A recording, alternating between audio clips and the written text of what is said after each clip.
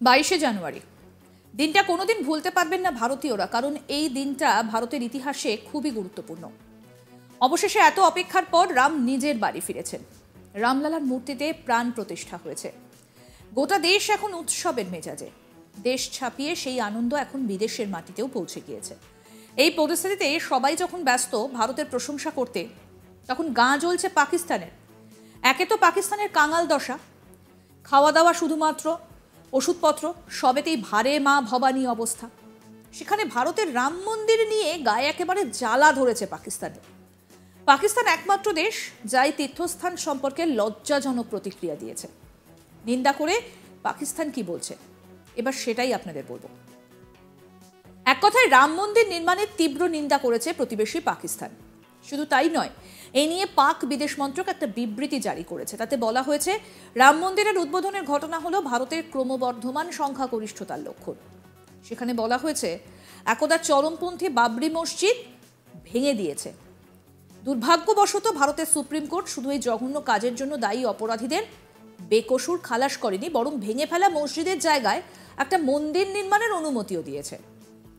আসলে ভারতের মুসলিম সম্প্রদায়ের মানুষকে উস্কে দেওয়ার চেষ্টা করছে পাকিস্তান। পাকিস্তান বলেছে যে এই ঘটনা ভারতীয় মুসলমানদের সামাজিক, অর্থনৈতিক ও রাজনৈতিকভাবে কোণঠাসা করার চলমান প্রচেষ্টাকে প্রতিফলিত করে। পাকিস্তান দাবি করেছে যে বারাণসীর জ্ঞানবাপী মসজিদ এবং মথুরার শাহী ঈদগাহ মসজিদ সহ এহেন মসজিদগুলির তালিকা ক্রমশ বাড়ছে, যেগুলি অপবিত্রতা এবং ধ্বংসের মতো হুমকির সম্মুখীন হয়েছে। এছাড়াও পাক সংবাদ মাধ্যম বলছে, 2023 সালে জয় শ্রীরাম ধ্বনি দিয়ে শতাব্দী প্রাচীন মাদ্রাসা এবং গ্রন্থাগার পুড়িয়ে দিয়েছিল। এই ব্যাপারে 12 শতকে মুসলিম আক্রমণকারী বখতিয়ার খিলজির নালন্দা বিশ্ববিদ্যালয়ে হামলার সঙ্গে তুলনা করা হয়েছে।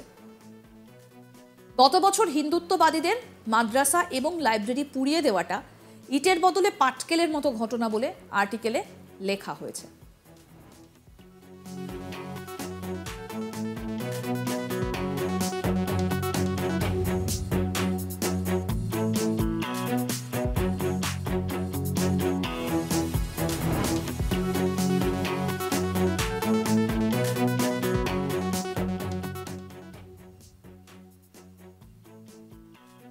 জানুয়ারি দিনটা কোনোদিনই ভুলতে পারবেন না ভারতীয়রা, কারণ এই দিনটা ভারতের ইতিহাসের কাছে খুবই গুরুত্বপূর্ণ। অবশেষে এত অপেক্ষার পর রাম নিজের বাড়ি ফিরেছেন। রামলালার মূর্তিতে প্রাণ প্রতিষ্ঠা হয়েছে।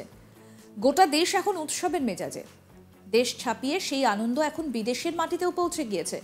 আর এই পরিস্থিতিতে সবাই যখন ব্যস্ত ভারতের প্রশংসা করতে, তখন একেবারে গা জ্বলছে পাকিস্তানের। একে তো পাকিস্তানের কাঙাল দশা, খাওয়া দাওয়া ওষুধপত্র সবেতেই ভারে মা ভবানী।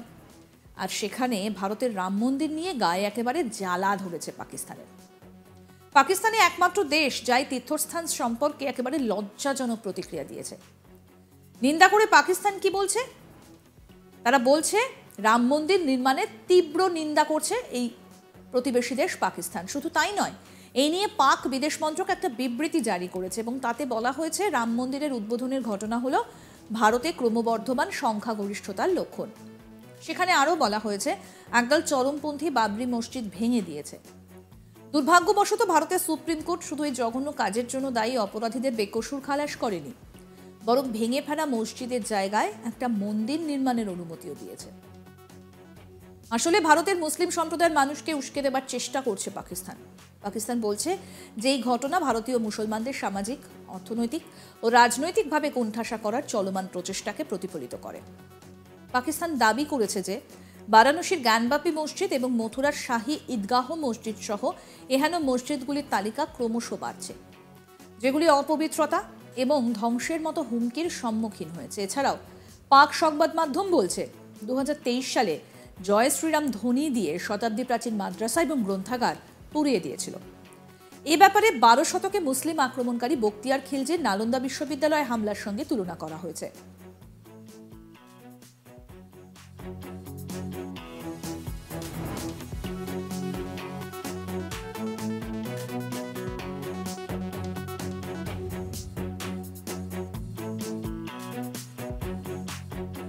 নালন্দা বিশ্ববিদ্যালয়ে হামলার সঙ্গে তুলনা করা হয়েছে। গত বছর হিন্দুত্ববাদীদের মাদ্রাসা এবং লাইব্রেরি পুড়িয়ে দেওয়া ইটের বদলে পাটকেলের মতো ঘটনা বলেও এই আর্টিকেলে ইতিমধ্যেই উল্লেখ করা হয়েছে। আর সবথেকে লজ্জাজনক প্রতিক্রিয়া প্রতিবেশী দেশ পাকিস্তানের। রাম মন্দির নিয়ে গোটা বিশ্বেই কিন্তু যথেষ্ট পরিমাণে আলোড়ন পড়ে গেছে এবং ভারতীয়দের কাছেও কিন্তু এই দিনটা খুবই গুরুত্বপূর্ণ। আরও আপডেট পেতে আজ তাক বাংলার ইউটিউব চ্যানেল সাবস্ক্রাইব করুন, নোটিফিকেশন পেতে বেল বাটন অপশন প্রেস করুন। এই ভিডিও সম্পর্কে আপনাদের মতামত জানান, কমেন্ট করুন, শেয়ার করুন, হোয়াটসঅ্যাপে ফলো করুন আজ তাক বাংলা।